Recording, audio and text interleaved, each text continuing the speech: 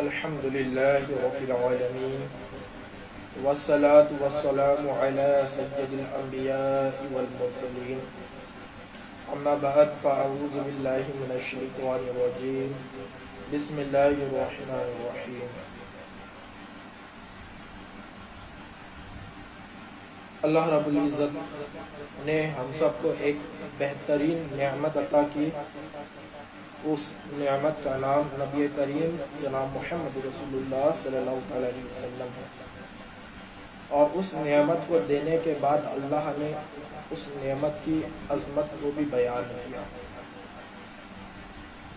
اور اللہ بھی اس پر فخر کرتا ہے اس نعمت پر. وہ رسول پاک صلی اللہ علیہ وسلم کی ذات ہے.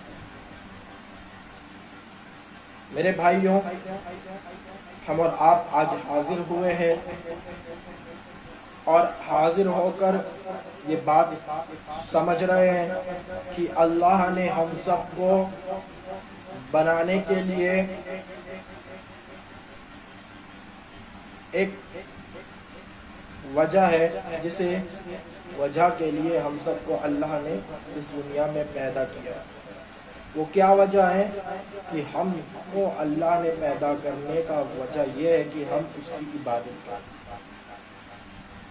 تو عبادت کرنے کے لیے اللہ نے ہم سب کو پیدا کیا کہ ہم رب کعبہ کی عبادت کریں، اللہ کی عبادت کریں. مگر آج بندہ مومن کا حال یہ ہے کہ اللہ کی عبادت کے بجائے وہ گناہ بھرے کام کرتے ہوئے نظر آ رہے ہیں، اور دعوے تو اس طریقے سے کرتے ہیں کہ وہ سب سے بڑے مسلمان اور سب سے زیادہ چاہنے والے اسلام کو ہیں، مگر حقیقتاً وہ اسلام کو چاہتے ہی نہیں. آج دعویٰ کرتے ہیں کہ ہم اللہ کے لیے سروں کو کٹا دیں گے، مگر اللہ کے لیے سر جھکانے کی بات آتی ہے تو بھاگتے ہوئے نظر آتے ہیں، بہانے کرتے ہوئے نظر آتے ہیں، اور پھر کہتے ہیں کہ ہم اللہ کے لیے سر کٹا دیں گے. میرے بھائی، سب سے پہلے اللہ کی راہ میں سر تو جھکا لو، بعد میں سر کٹانا.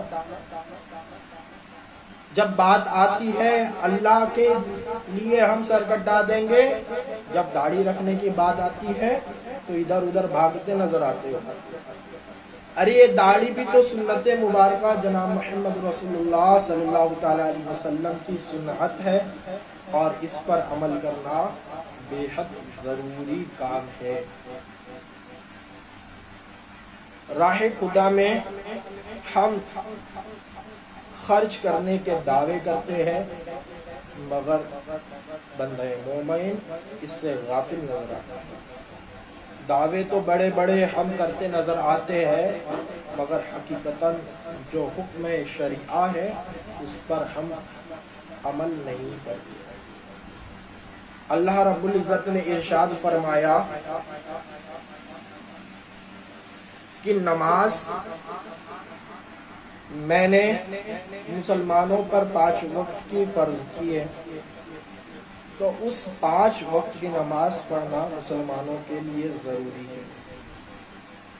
مگر آج نماز تو دور، آج مسلمان کو خدا کی تعریف ہی نہیں پتا. آج مسلمان کو پوچھ لیا جائے، مومن کو پوچھ لیا جائے کہ اے مومن، بندہ مومن، خدا کی تعریف کر، تو خدا کی تعریف ہمیں پتا نہیں.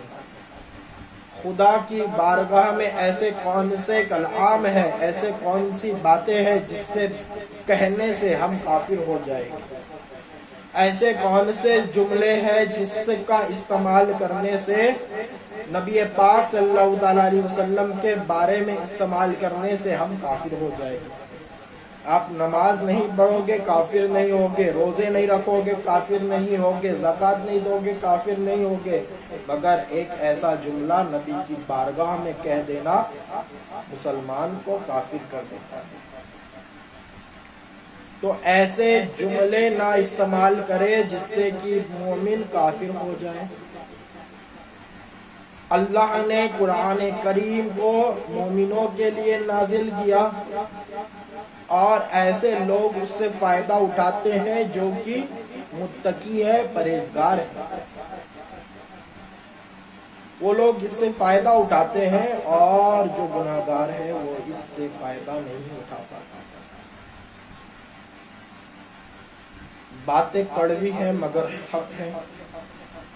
آج فیشن یہ ہو چکا ہے کہ ایک شو روم کے طور پر ہم نے اسے سمجھ لیا کہ جو ہمیں پسند ہے وہ ہم رکھ لیں گے اور جو نہیں پسند اسے چھوڑ دیں گے۔ تو جو چیز پسند ہے اسے ہم اپنا رہے ہیں، اور جو چیز نہیں پسند اسے اپنا نہیں رہے۔